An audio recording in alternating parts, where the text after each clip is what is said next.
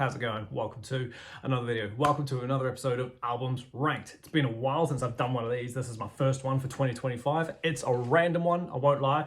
I haven't had too much to do with this band until recently. Welcome to the ranking of Suffocation. It's gonna be a fun episode. So, Suffocation are one of the more earlier old school death metal bands, you could say, but they're chucked more in the technical side. They borderline grindcore, which I just read, which I don't really agree with. Yes, some of the earlier stuff is a lot more chaotic than some of their later stuff, in my opinion, but more or less, I never considered it grindcore. Who knows? But yeah, we're going to take all of Suffocation's 9 albums, all the way up from the first album, which is called Effigy of the Forgotten, all the way up to Hymns of Acropathia, or whatever that one's called, which came out in 2023, I think, pretty sure. So this is going to be fun. If you're a Suffocation fan, please let me know down below what your favorites are. If you know them all well enough, please rank them in the comments for me. Let's get a conversation going as to why each other is wrong. It's always a good time. But yeah, without further ado, let's just get straight into it. Coming in at the bottom with number 9. So coming at the bottom for me, coming in at number 9, I've actually gone with the self-titled Suffocation from 2006. I've seen people rank this in the middle, and I've seen people talk about it as a comeback album kind of thing. Like, because there was this massive gap between, I think, Pierce from Within and the next one, I'm pretty sure. So, like, you know, and then they had there's a whole thing going on there. But yeah, this one was after the comeback album. However, people consider this one to be better. Me, not so much. This album, I thought, was just very meh. I thought it was very bland and very samey. Sort of, by this point, you could say paint by numbers Suffocation. Do you know what I mean? While there were some standout songs on here, don't get me wrong, it was fun. But as an album, for the album as a whole, I just thought it was a bit like, yeah, this is one that I don't think I'm gonna rush back to. Songs like Bind, Torture, Kill, was fantastic. BTK, obviously, very famous serial killer there. Abomination Reborn and Redemption, you know, they're all good, but like I said, as a whole, it's just I just found it quite forgetful. I couldn't really tell you how Regret goes or In Trails of You, things like that. So yeah, without further ado, number 9 for me is Suffocation. Number 8 is Blood Oath. Now, straight away, the difference between Blood Oath and Suffocation to me is huge. I had a lot more fun with Blood Oath. I don't know why. I just did. The riffs in it were heavier, and just I found it more catchy and whatnot. The tone, I think, if I remember rightly, the tone had changed quite a bit on this album. It's like the production had changed. That's the thing with these Suffocation albums. Most of them are very muddy. They're very low end driven, and there's albums that are higher up that really goes into full effect. But like this album, I'm pretty sure this one wasn't as muddy as others. While it was still a bit muddy, not as muddy as the others. Blood Oath was a great song. I thought it was an awesome opener. Pray for Forgiveness was fun, but the one that really got me going, I'm pretty sure it was Mental Hemorrhage. That one was awesome fun. And Cataclysmic Purification, you know, that was awesome as well. And I had a lot more fun with it, just a lot more head banging and a lot more stank faced was present during these listenings. It was honestly so cool. I love the album cover as well. Just that whole demonic type, you know, sacrificial angle. I think it's awesome fun. But yeah, a good straight technical death metal album. The cool thing about Suffocation is none of these albums were long, none of these songs were long. So when you're like me and you love listening to long songs, it's quite fun to go through discographies that only have the longest song being like 6 minutes. It really makes it fly by. But yeah, it's a good album nonetheless. Number 8, Blood Oath. Number 7, Of the Dark Light from 2017. This album, again, these are, from here on out, they're all fine. They're all good. Do you know what I mean? You could jam any of them, but like, obviously there's better ones, but this one was cool as well. I had a good time with this one. Clarity Through Deprivation, the first song, I thought was amazing. When I heard it, I was just like, oh, that one's good. I really enjoyed that one. Return to the Abyss was awesome. The title track was great as well. Caught Between Two Worlds, I thought was fun.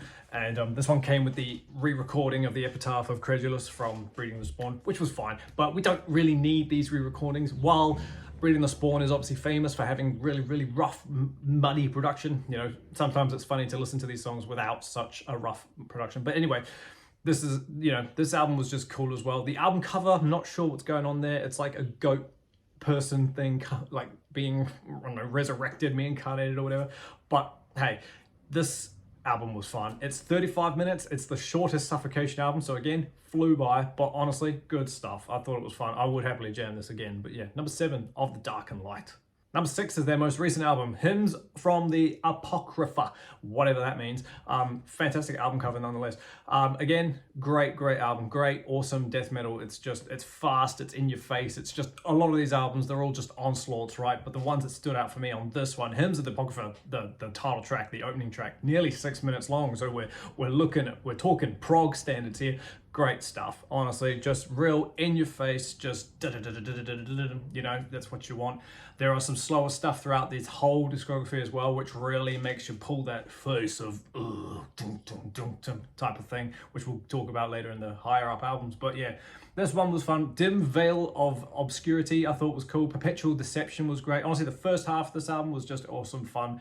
Delusions of Mortality was great. Yeah, just honestly, they're all good fun. Honestly, you can chop and change, really. It doesn't make a difference. These albums, they're all good. They're not number 1, which is, you know, fine, but they're still okay. Do you know what I mean? So yeah, number 6, Hymns of Apocrypha.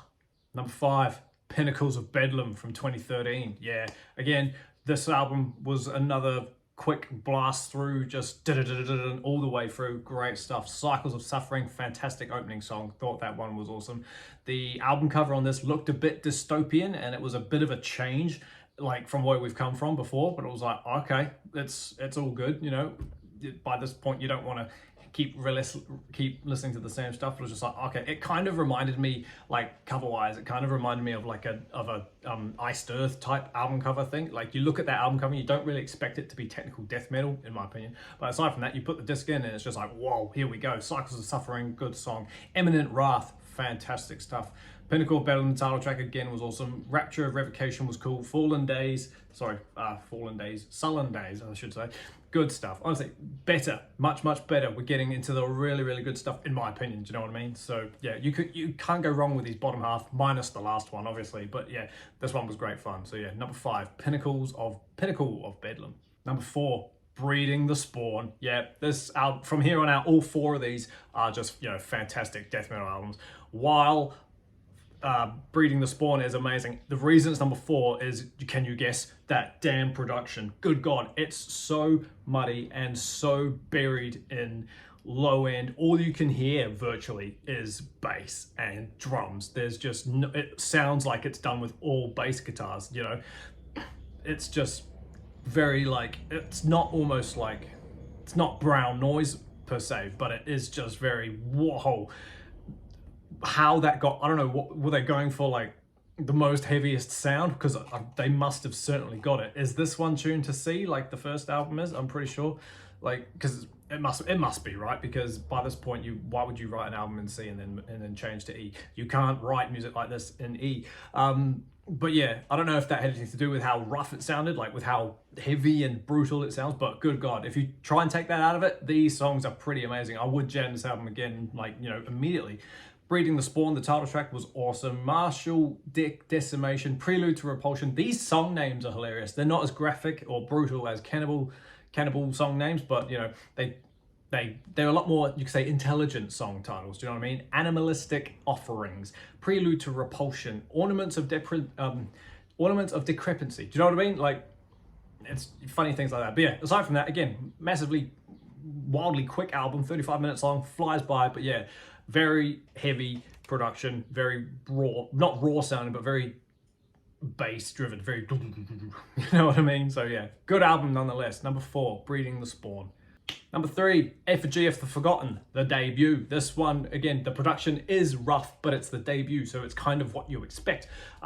This one is just an all-out, balls to the wall death metal album, just straight You know, there's no room here to take a breath on any of it. It's absolutely insane, which is what you expect with a band like this, and it does sound good. For a first offering, it's pretty good. Do you know what I mean? It's not incredible, you know, it's pretty stock standard, but it's still good. Liege of Inveracity, however you want to say that. Effigy of Forgotten, title track, good stuff. Seeds of the Suffering, though, that one's good. That one's probably my favorite. Habitual Infamy, Mass Obliteration, just, yeah, you know, just... This is just great stuff. It's just real rapid fire, palm muted, tremolo stuff, just insane. One thing I haven't mentioned, soloing on this album is all over the place. There's tasty leads, there's squealy stuff, there's more so in the later half, I think. There's like random, like almost you know, real sweep type stuff going on where it's like you can really, like, it's funny when death metal guitars sweep because you just get this burst of high notes, and then when they go so low, you almost can't hear it. It's just like, you know what I mean? Like, it's like listening to Jason Becker on Malmsteen, but in a C tuning, you know, where you only hear the high parts and you can't hear the low end stuff because it's buried in the mix. Anyway, that's throughout the whole catalog, but yeah, you get what I'm saying. Fantastic album. Jesus Wept is a great closer as well. Again, the longest song on here is just under 6 minutes, so just straight in your face. For a debut, it's a great effort. Number 3, Effigy of the Forgotten. Number 2 is Souls to Deny. Fight me on it. I really like this album. This one just, I don't know. I just had a lot more fun with it and thinking, God damn, this one was catchy. Do you know what I mean? Like, it's catchy technical death metal, if you can imagine such a thing. Deceit and To Weep Once More, I thought were awesome songs. Surgery of Impalement. The title track, Souls to Deny, was great. Immortality Condemned. Yeah, gotta double check these song titles. It's honestly, I don't know why, I just love this one so much. It's catchy, and it was just more like the production probably sound. I think this is where the production changed, where it wasn't so like buried. I think I could be wrong. I'm sorry if that's wrong, but like, you get what I mean.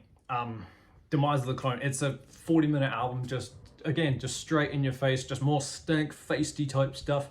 Awesome stuff. Honestly, it's so good. Like, yeah, I'm quite impressed. I was quite impressed to like that this one made it past some real famous albums, but yeah, either way, it's a fantastic album nonetheless, which only means, team, that number 1 is obviously Pierced from Within. Good God, this album is such a standout from like every other album that they've done. By this point, I was like, oh, okay, cool, they've reached their peak here, which is funny because it's album 3. I could think of quite a few bands where the third album is quite a great offering, you know, and especially in like the whole death metal thing, but like, this one just takes everything that you've heard on Effigy and Breeding and just cranks it up completely. You know, for one thing, it's not the most raw or rough buried production either. It's 1995 by now, and so Scott Burns produced it, and you know, by this point they've really honed in how to record extreme death metal like this, you know, rather than just having like a double bass go through the whole thing. It's just like, righto, okay, we'll figure this out. This album was just awesome. Straight away from the title track, Pierce from Within, the way that song ends with the you know, the vocal saying the vocal singing the name of the song, just Pierce from Within. Oh, I thought it was awesome. Thrones of Blood, Depths of Depravity, just honest to God, Torn of Enthrallment, just great stuff. There's a few re-recorded things on, well, I say there's a few. There's 2 re-recordeds on here. One's called Synthetically Revived, which is from the Human Waste EP that they did. I didn't include any EPs or lives naturally, and Breeding the Spawn, from Breeding the Spawn, they redid it, and it was okay. Do you know what I mean? But like, I didn't really take it into consideration. But yeah, this one is just insane. Everything is amazing. The vocals sound brutal throughout the whole thing, but on here they sound great. Just like, yeah, the soloing in it was nice. The riffs are just disgusting. It's a real fucking type album. It's just amazing. The album cover as well was just gnarly, but yeah. Invoking, it's a great song. Suspended in Tribulation. Just honestly, if you haven't listened to Pierce from Within, go do it. Honest to God, it might make you a technical extreme death metal fan if you're not already. So yeah, number 1 for me, Pierced from Within from 1995. Awesome as team, thank you so much for hanging out with me while I sit here and get increasingly passionate about Suffocation albums. Like I said, this one was a bit of a wild card, but it didn't take too long with only 9 albums. So yeah, could I have been a bit more descriptive with songs? Possibly, but hey, we're just having fun. But yeah, Pierce from Within is a fantastic album. Let me know down below what your favorite Suffocation album is if you haven't already.